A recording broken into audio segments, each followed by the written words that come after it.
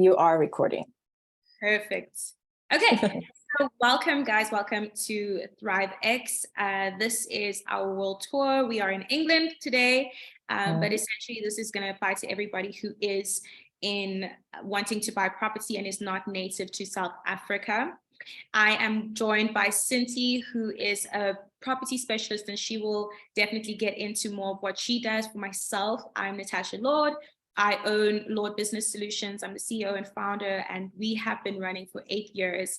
And essentially, I'm a tax specialist, but also a property advisor, because a lot of property purchases result in tax implications. And so this is just to help people understand the financial side of purchasing property and how to optimize that, and also the tax side and how to optimize that. So after this, because if you're here, you're definitely interested. So after this, if you'd like, we have offered a 30-minute free discovery call that you can book by clicking the link. And we can get you started on your property journey and purchasing a property that makes financial sense, especially if it is an investment.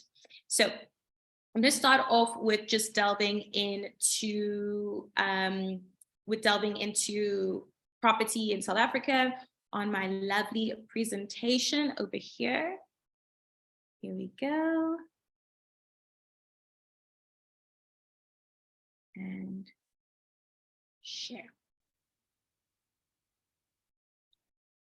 Awesome. So we're going to talk about different purchasing strategies, and one of them that we're going to touch on is going to be luxury property investment.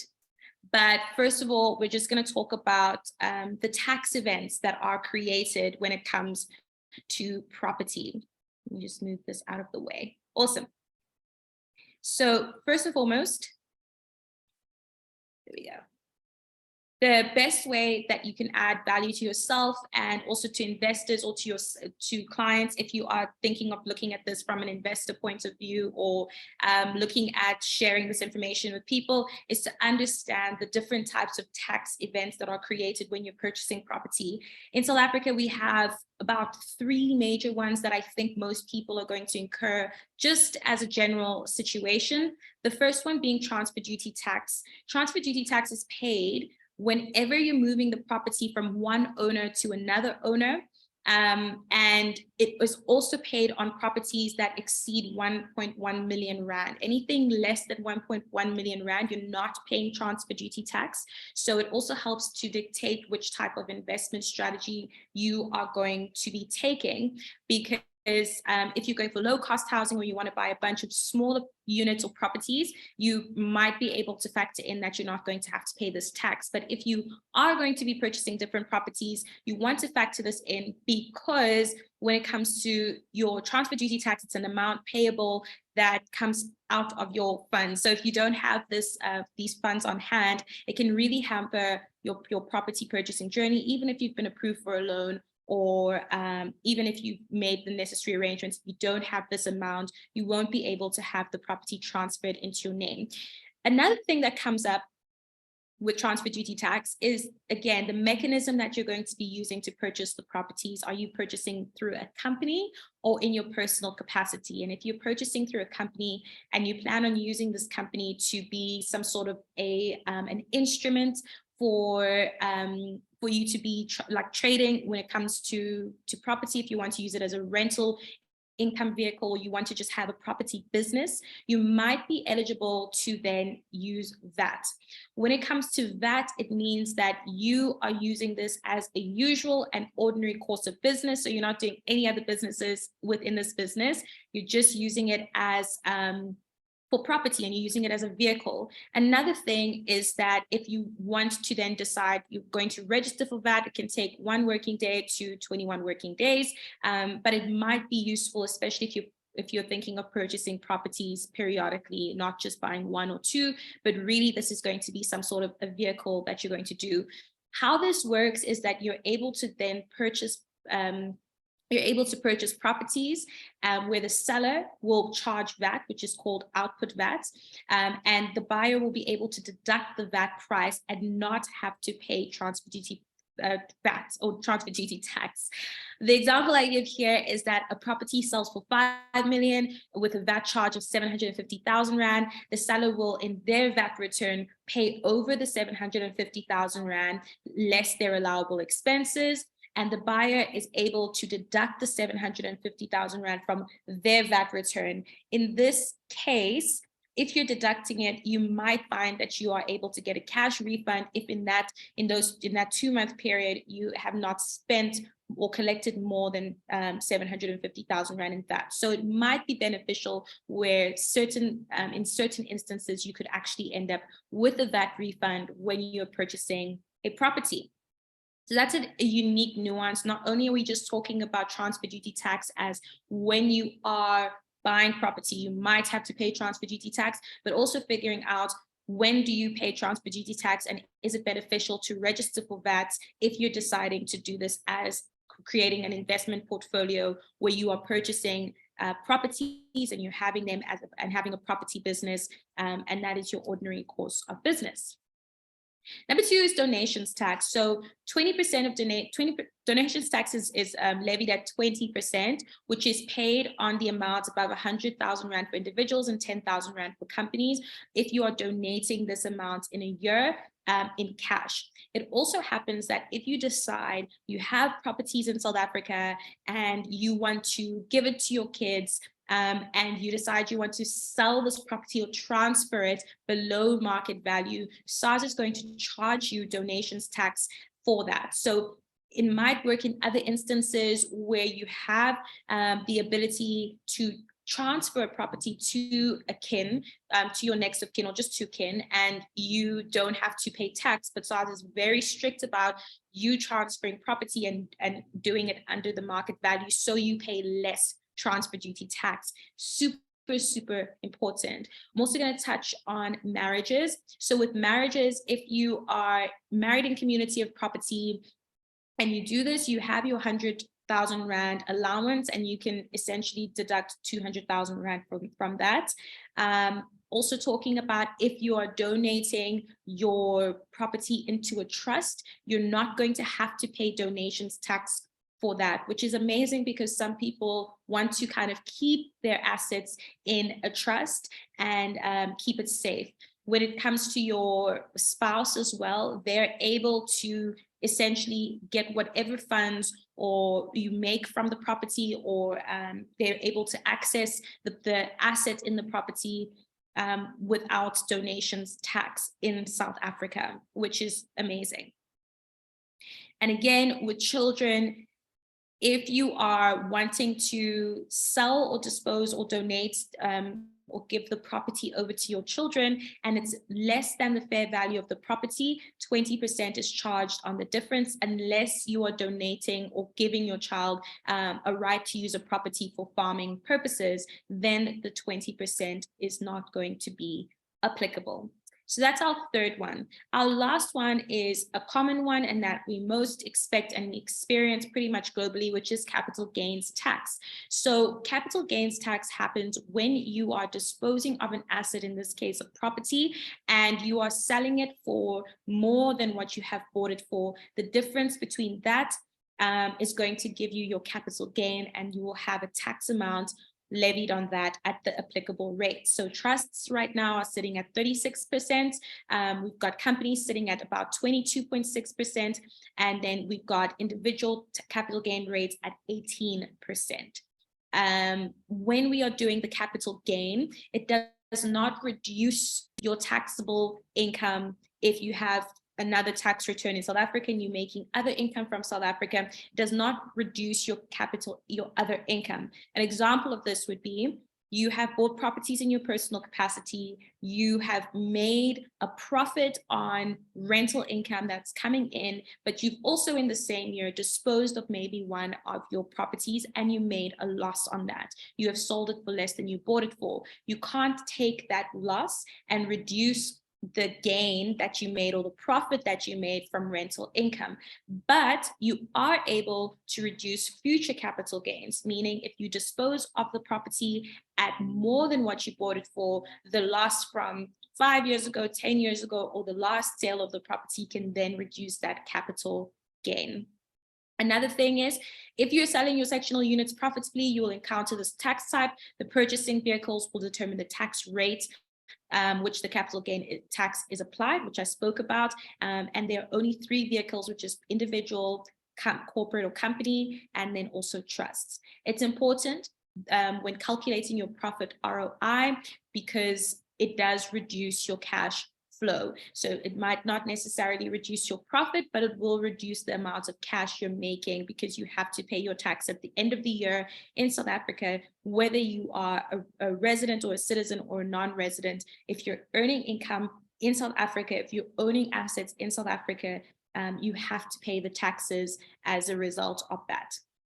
So when it comes to that, also with the capital gains and you're a non-resident, maybe you don't have an e-filing profile and you've sold the property, then the property conveyancer or the property lawyer is the one who will withhold that amount and pay over the difference to you as the seller, and then will pay over what is due to SARS to SARS. So those are the 3 major tax events that are created as a result of buying or selling property in South Africa. I'm going to get into a couple of examples with the financials so that we understand when we're making a decision, we're making it from a point of understanding the fundamental financial model. And then we know if we're actually buying an asset just to have an asset or if it's an investment, because there is a distinction. So here we're going to factor in how we're purchasing the property, the space that we're able to use for the property. Do we have a professional team and how much does that cost? How long you're planning on holding the property or the asset for, because maybe you want to flip it, develop it and flip it, or you want to hold it for a long period of time. That will all determine how you're going to make a purchasing decision and also how you're going to run the numbers in terms of that. Another thing is a property purchasing vehicle structure. Is it going to be individual, trust or company? And you can't just look at Property 24, private property, and say, well, basically, I'm thinking I can rent it out for this much. The bond is going to cost this much, and rates and taxes are going to cost this much. Therefore, my profit is this much. There's a lot more that we need to factor into this. So we're going to get into one example that we talk about when we are doing property consultations that some of the clients that we've had have used and that you can use. But again, it's very personalized. So it's good to just sit and chat and find a strategy that works for you. So the first example is talking about property developments versus property developing, right? We always think of developing property for as these big industries, and we can't just do it, but we are able to use our resources wisely and perhaps decide, are we going to buy developments or are we going to be developing our own space? So here's an example of buying 8 units at 1.345 million rand. And this is a very common thing because it's basically a hotel apartment, which means it's got all the amenities, pack up and go, very good for Airbnb, well situated in Cape, in the city center. And so it's it's a prime type of purchase, and a lot of people buy these before they're even developed because there's the promise of having great turnover or ROI. So we're going to assume that in this case, we're not doing it on Airbnb, which is a different use case for it, but we're actually just going to have 1 tenant in our 8 units. So 1 tenant per unit. We're going to run this as property development versus property development. So 8 rental units brings our total to 10,760,000. We are looking at our monthly expenditure on this, not including our bond costs. So we decide, okay, rental income for this is 8,500 rand as a studio apartment. That's the going rate for these specific units, which gives us 68,000 rand in revenue every single month.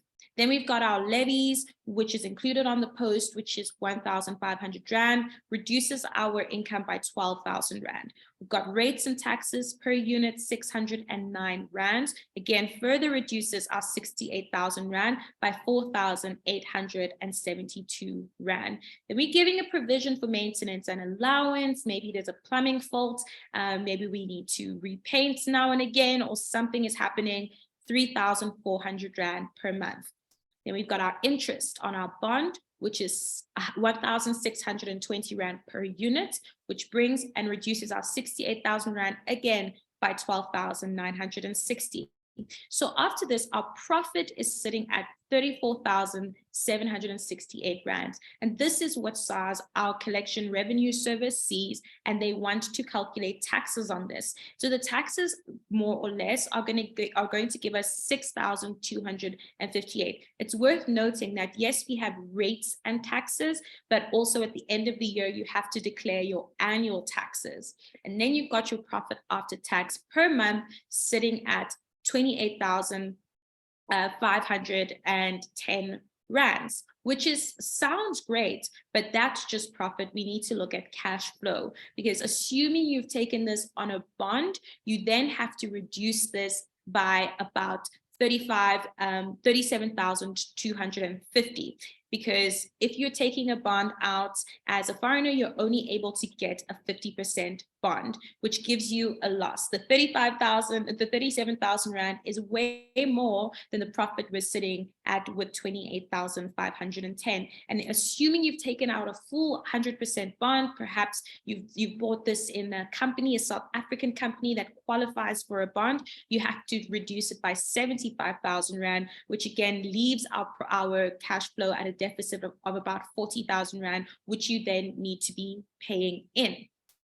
So that's a scenario that we want to avoid, where you're buying assets, but you're not actually reaping the reward of it being an investment. Sure, you have something to leverage off of. You're able to take out a loan. You're able to refinance that. You have it in your name or your company's name or in a trust that you're a beneficiary of, but you're not actually making any kind of cash flow progress month on month.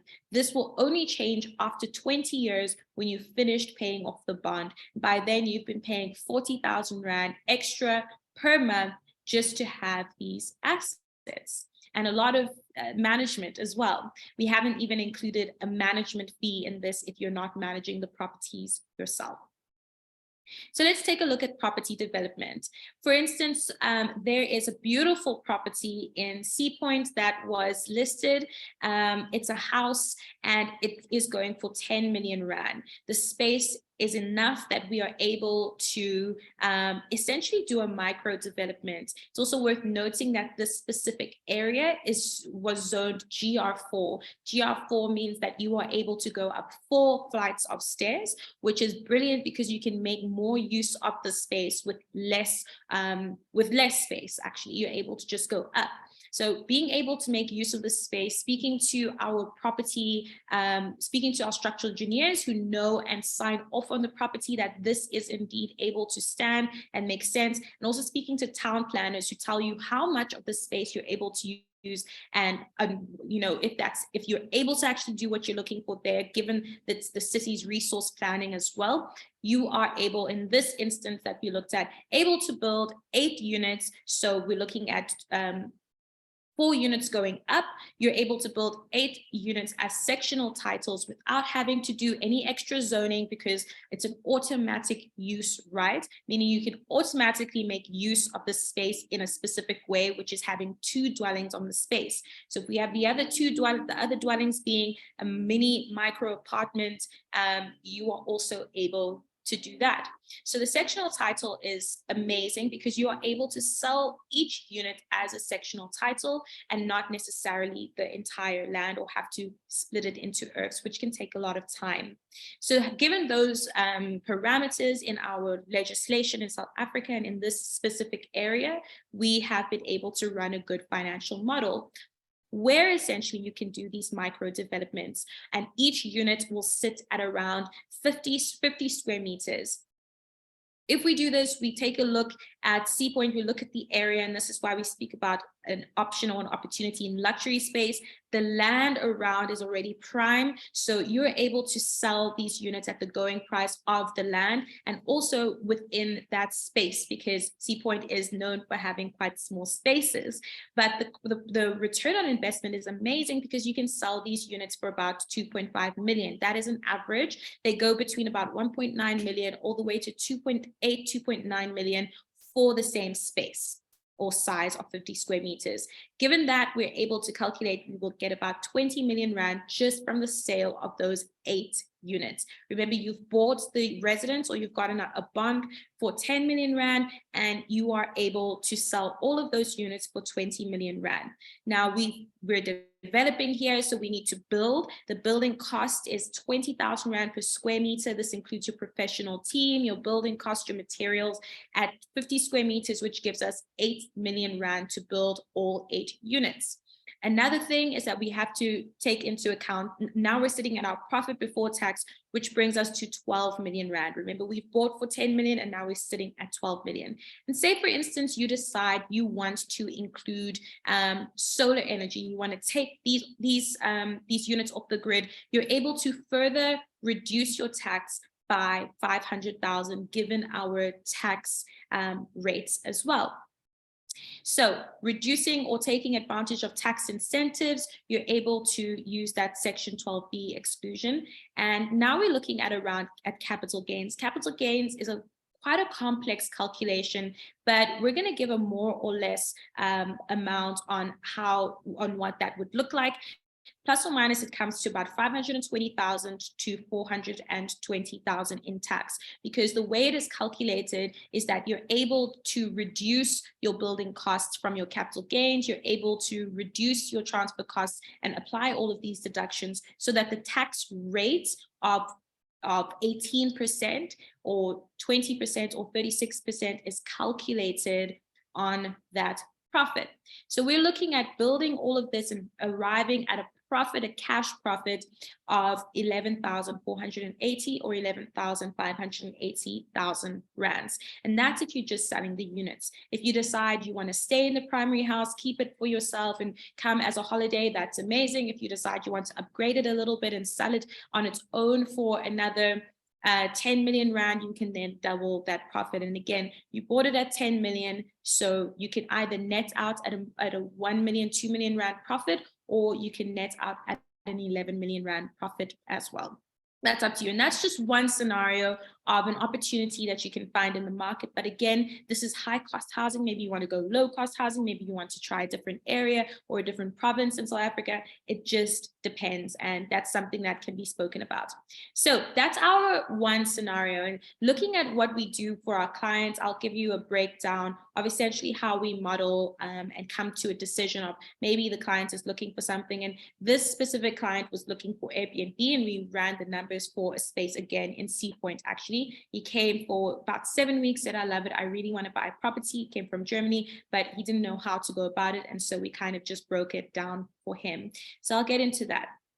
I want to get into 2 tax incentives, which is our very provocatively named Section 13(6) and then Section 12B. Section 12J I'll touch on, but Section 13 and Section 12B are the ones that I want to get into. Section 13(6) is one of the best tax incentives you'll find in South Africa. And essentially, if you decide to buy 5 new and unused properties, so developments, or build 5 new and unused properties, you are able to take advantage of a 20-year write-off. So we're going to take this as though you're doing this through a company, because it has to be owned by a South African tax resident, and a company would fall into that category. Or if you're a South African citizen, or you're buying it through a South African citizen, then you're able to do this. So an example here is you buy, you build a property, or you decide to buy a property at 1 million rand, or you build one at 1 million rand,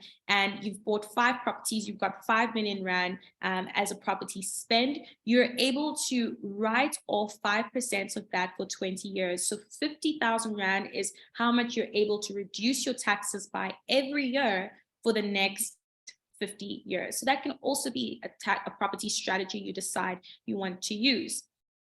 And then Section 12J is just essentially if you are wanting to invest in a venture capital firm, and it's usually a Hail Mary. Maybe you've decided you've got a lot of profit from the property leasing ventures you have here. You're able to invest in the Section 12J and get 100% of that back as a deduction. Section 12B is a 3-year accelerated depreciation. What that simply means is that you are able to write off 100% of whatever renewable energy resource you use or put in place for the purpose of trade. So if you have rental properties and you decide to install solar energy, you're able to write off 100% of that over 3 years. So an example here is you installed solar energy for 200,000 Rand per unit on your 5 units of property that we just spoke about, and it costs you R1 million. In the first year, you're able to reduce your taxes by 500,000 Rand. In the second year, you're able to reduce it by 300,000 Rand. In the third year, by 200,000 Rand. So the way that you structure your property purchasing decisions or strategy will actually really impact whether or not you even pay taxes if you're able to have a strategy that makes sense. So those are some of our tax incentives. I'm going to get into the last point, which is our property purchasing vehicle, the property purchasing vehicles in South Africa. The 3 personal ones, as I've said, are personal structures. So you're an individual, and we also call that a sole proprietor. If you're carrying out business, you're able to do it through a trust. If you want to have a South African trust, and you're also able to do it through a company, if that is something you want to do. I'm going to just open my screen and show you guys an example of a client that we had from Germany. And essentially, this is how we ran the numbers. This may seem very complicated, but essentially we came to the conclusion that, number one, if he's getting 50% financing for this 8 million Rand property in Sea Point, and he is putting it on Airbnb, and the property management said that in that building, essentially, he's able to get 60% occupancy off season, which is in winter, and about 70% occupancy in season. And these are the rates he's able to charge on this 3-bedroom, 2-bathroom apartment. Then we're able to get an income of about 854,600 per annum, which is amazing because he's able to essentially pay off the bond after 7 years and then break even and start making an actual profit, which is fabulous. From there, his profit ratio goes up a tremendous amount because he's able to make about 43% of profit, or 43% profit per year, if those numbers hold up in terms of occupancy, which it will, because it's Cape Town. So everybody's going to Cape Town. And we're able to know what we need to reduce this by. Again, this is the financial modeling. He needs to pay for accounting fees. He needs to account for depreciation, electricity costs, interest, maintenance, rates and taxes, travel costs, water costs. He also needs to furnish the place, which we put in there. He needs to pay for transport costs and so forth. But essentially, after 7 years, he's sitting at about a 43% profit ratio, which is beautiful. And before that, he's sitting at a 4% cash flow rate, because he has to be paying 400,000 Rand towards his loan every single year. After the 7 years, that completely falls away, and he's able to have an equivalent ratio between profit and cash flow, because there are no taxes. I mean, there are taxes, but there's no loan repayment, which is amazing. It makes it a very viable investment, because even if he has a 4% cash flow amount, he does have a 43% profit amount, which is a lot more than a lot of investments will give you. And again, after 7 years, it goes right back up. And then we looked and assessed which vehicle he should use. Should he use a company, or should he use his personal capacity in this instance, because the tax rates applicable and incentives applicable brought us to these tax rates. In this case, it's a no-brainer. He should use his personal tax rates, because it is about 20%, 26% more cost effective than a company, which is sitting at 102,000 Rand, whereas personal, it's sitting at around 76,000 Rand for that. And so that brings me to the end of our presentation in terms of how we should go about thinking about purchasing property in South Africa. When we are doing this, again, it's super important to understand that there are many, many different strategies. This is just the one. If it's within budget and within reach, it makes sense. If it's not within budget or not within reach, then perhaps it's not there should be a different strategy that can be worked at or looked at. But we work from understanding the financials, understanding the decision phase, moving all the way into making sure you get pre-qualified for a loan, even as a non-South African citizen. If that be the case, we're able to assist with that. And then Cinti takes over from the transfer phase of this, which is sourcing you the property, as well as then making sure that you get that transferred over to your name as seamlessly as possible. So that's me. Thank you so much. Cinti, over to you. Thanks, Tash, for providing us with valuable information. Let me just try to share my screen here. All right. Yeah, thanks guys for joining today. My name is Cinti and I'm a real estate agent in Cape Town.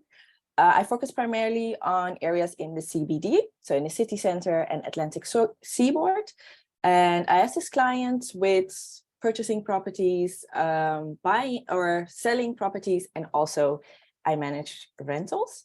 And today I would like to chat with you about the current trends here in Cape Town, what the benefits are for you in terms of investing in Cape Town, and I would like to briefly walk you through the buying process. And so I'm going back to the beginning. Okay, let's start with the trends. So these following trends, I believe, are important for you as a non-South African resident when you're thinking about buying properties here. So I'll start with the shortage of houses. As in many other big cities, there's also a shortage of housing here in Cape Town. And last webinar, we targeted to the Dutch audience. And there, for example, you can see that the government is has all these rules and regulations, which makes it less attractive for investors to invest. But here in Cape Town, that's the contrary. They are actually incentivizing investors with the intention to stimulate the economy and, you know, to create more development. And Tash has already touched on the tax incentives, Section 13(6), which is one of the examples of the incentives that they have introduced. But of course, there are a few requirements that you need to comply with in order to be able to benefit from this incentive. So if you would like to know more about that, then please feel free to reach out to us. So that's one of them. And again, that is to stimulate economical growth and also incentivize and encourage people to build or invest in new developments to provide more housing. Another one is sectional titles remain hot properties. Sectional titles are also known as apartments, and we have seen a significant interest in sectional title properties in the past few years, accounting for approximately 37 to 44 of the stock value, and almost a third of all property sales were bought by many first-time home buyers, actually also investing in new developments. Another trend that we see is micro units. We are seeing more and more developments popping up here in Cape Town, specifically new developments, micro units, as buyers want the convenience of a modern living and convenience, really, which also has to tie into millennials heavily I'm just allowing someone into the meeting. Affecting millennials, affecting the developments, really, property developments. Millennials have a significant buying power, and almost a third of the first-time home buyers were millennials. And it's therefore no surprise that their lifestyle is also, heavily impacting the new developments. Studies have also shown that millennials are settling down less, and they are having fewer kids. So, and they also prefer the lock up and go lifestyle, which these new developments offer. Lots of amenities such as 24-hour on-site security. You have a pool. Oftentimes there's also like a coffee shop or a restaurant. So, basically it provides them all the freedom that they're looking for. I'm just going to mute someone here. Okay, moving on to the next, softening of housing prices. Better Bond is a well-known bond originator here in Cape Town, and they are expecting that the housing prices will soften as we are slowly, hopefully, reaching the peak of the interest rate hikes. And their studies have also shown that nonetheless, the figures, there's a steady demand for bonds across different price bands and regions, which still suggests that real estate is a safe haven for many people during challenging economical times. Pooling resources is another trend. In terms of financing, more and more people are actually combining their resources to buy properties, which with that, they're able to divide their risks among one another and also increase their purchasing power. And with that, with the pooling resources, you are basically able to leverage off of one another's strengths. Semigration is another trend. Due to COVID, many companies have embraced the hybrid working model, which means that people have to travel less to commute to work, and which allows them to stay a little bit out of the city in larger homes with potentially a garden, with more outdoor space. And semigration is expected to gain momentum here and possibly also change direction in different provinces and regions. Airbnb, we are just coming off of a very successful summer season here in Cape Town, which many local and international investors use a strategy of Airbnb-ing their property during the 6-month summer months, and during the winter months, they will reduce their tariffs to also make it more attractive for locals. And so during the winter months, or summer months rather, is where you'll most likely make the bulk of your profits by Airbnb-ing your apartment. And during the winter, you will rent it out for a longer period at a lower tariff, which basically makes Cape Town a year-round profitable destination. So that's it for the trends. You've heard all the trends and you're probably like, okay, cool and everything, but why should I be investing in Cape Town? I've got you. First off, as a non-South African resident, there's a pretty easy buying process for foreign investors. There you don't require lots of documentations, or you don't specifically need a visa to invest here in Cape Town. So that's a plus, an easy buying process. Second is your foreign currency will allow you, it's in your favor in terms, you will most likely be able to buy a property, a much nicer property, even on the Atlantic seaboard, that you can either use during the holiday for yourself, but you can also rent it out, which allows you a passive income. So basically, your foreign currency will be in your favor. The other point is a 50% mortgage. Tash has also mentioned this before, but you are able to get a 50% mortgage here in Cape Town based on your foreign income. So that's also nice. The other point is there's a zero vacancy rate in the CBD specifically. As previously mentioned, you can use both strategies. Either you rent it out during the summer months on Airbnb, and in the winter months, you'll then rent it out long-term to locals. So in that sense, if you're able to combine these two strategies, your property will be rented year-round. The other thing is the lifestyle that Cape Town affords. You have the mountains, you have the beach. If you want to enjoy the soft life, that's possible. If you are looking to get away from the hustle and bustle, Cape Town also offers that. So the lifestyle that Cape Town offers remains to attract local as well as foreign people to visit Cape Town. And this is why, you know, lots of people are looking into investing in Cape Town, besides the foreign currency being in your favor, and obviously it also being a nice destination for you to vacate at. Last but certainly not least is the capital growth. When buying in Cape Town, you are assured of capital growth.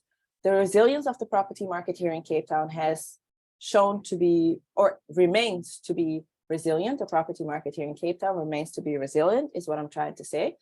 When other countries are facing challenging economical times, it still remains a safe haven property investment here in Cape Town. Now, you've heard some of the benefits. I'm sure you cannot wait to start investing. But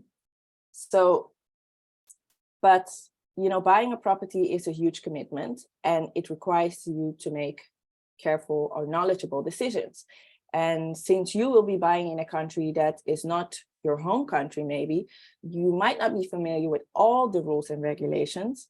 And that's why it will be beneficial to you, or I would advise you to work with a buyer's agent, just to make this process as smooth as possible, the buying process. And here's why. Convenience. You know, we are willing to invest in convenience to make life easier. So that's what you'll be getting with a buyer's agent. I'll be your eyes and ears on the ground. Another thing is you'll have direct access to a professional who knows the ins and outs of the industry and has your best interest. If you are going to, you know, inquire on a property that's now listed on Private Property or Property 24, you have to know that the agent that's listing this property has the seller's best interest, because that's who they're representing. So if you're working with a buyer's agent, then you have someone in your corner and who's going to advise you on the best way to purchase the property and it being a good investment for you. So basically, you have someone in your corner. Besides that, you'll also have access to more inventory and off-market deals, because not all the properties that are for sale are on the well-known platforms. There are also a few owners who don't want their properties to be advertised because, I mean, it can be a bit invasive to have your house online, because, you know, that's your home. And another thing is we also have, we're in contact with other agents, or myself specifically, because I am working with a buyer's agent. So I am a buyer's agent. So I also work with other agents, meaning that if, for example, we see a property that you're interested in, but it's maybe already on the offer, I can then contact them and be like, hey, do you have something coming up that meets these specs? Because I have a client that's interested. And this could mean that you could buy a property without the property being advertised, and it means you won't have to compete with any other offers. So that's a benefit. I'm also able to help you save money through competitive negotiations amongst agents, amongst one another. We speak differently with one another. So I'll help you make knowledgeable decisions, or give you tips and advice on how to make your offer stronger, or, you know, give you a heads up on some loopholes that we have. Another thing is I'll help you win the seller's attention by presenting agent-informed decisions. You'll also have access to my vast network of stakeholders. I've been working in the industry. I've since acquired a team of professionals, and this will enable the buying process to be a bit quicker, more effective, and overall, again, making it a smooth process. And I'm a local expert. So let's go to the buying process. What does it look like? I always advise my clients to do research in advance. Use properties such as Private Property, Property 24, or even Facebook to familiarize yourself with the average prices and the types of properties that you're looking to invest in. Because if you are intending to rent your property, then you also have to think of the target audience that you would like to rent your property to. If you don't, or if you want to focus on, let's say, students, then I can already tell you, like, areas such as Observatory, Rondebosch, you know, those are areas that you should target, or that you should consider buying. And if you don't want to focus on students, then I already know, okay, that's not the areas that we're going to look at.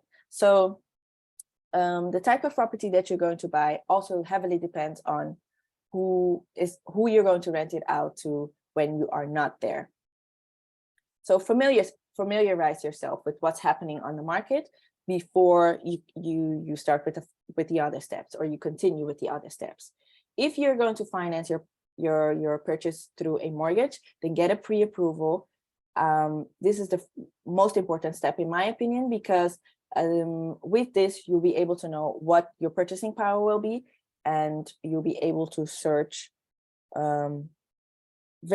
targeted really within your budget. Otherwise, there's so much on the market, but you want to narrow it down as close to your wish list as possible, which once you've done your research, you now have an understanding of what your purchasing power is.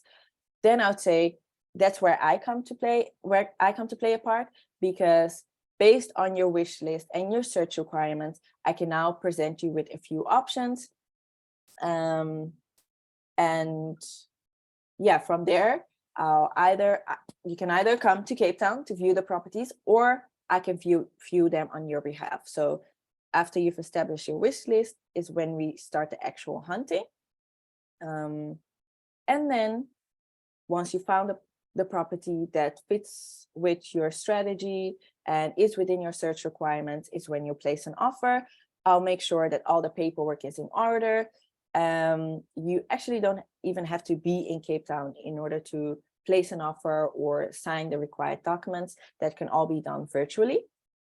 Once you have found the property that fits with you, and now basically the next step is to find a suitable tenant, meaning that includes advertising, making pictures of your apartments, scheduling viewings, doing the required background checks, reference checks, in order to avoid that you have a tenant that will give you headaches. So that's then the next step. Once you've placed an offer, is when you find a suitable tenant to rent it out. Either you choose the option of just finding a long-term tenant, or we'll also have to make an Airbnb account for you to execute both strategies. At the end of the day, I do want to say that peace of mind is the most valuable asset for you as an investor. So by working with a buyer's agent, you will be assured of a smooth process, and you'll have someone in your corner again that has your best interest. So that's in terms of the buying process. Surely now that you are here, so that means that you are interested in buying property here in Cape Town. And if you'd like to discuss your specific situation and find out how we can assist, then now's your time, because we are offering a free consultation to everyone viewing today. It's only for this week. So yeah, we'll be able to have a chat with you and discuss what your options will be and get your property journey started. So that's it for me. Awesome. Thank you so much, Cinti. So let me just share. Okay, perfect.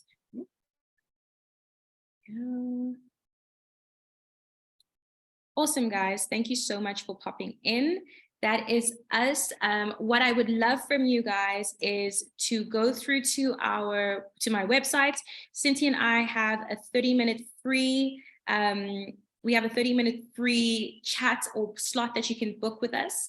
We can just get you started on your journey. And then from there, we can look at possible options and possible ways to explore how we can work together so that you make a very informed property purchasing decision, and it's not just off the bat. So that will be in my website. You'll be able to book a slot, and we'll be able to chat as well. And like Cinti said, if you're wanting to purchase in Cape Town, you're able to view the property and ensure, or she's able to view it on your behalf, and we're able to get you that property that you want in the best possible way. So thank you again for joining, and please feel free to ask us any questions and to schedule an appointment. Have a wonderful, wonderful morning. Bye, guys. Thank you, guys. Bye.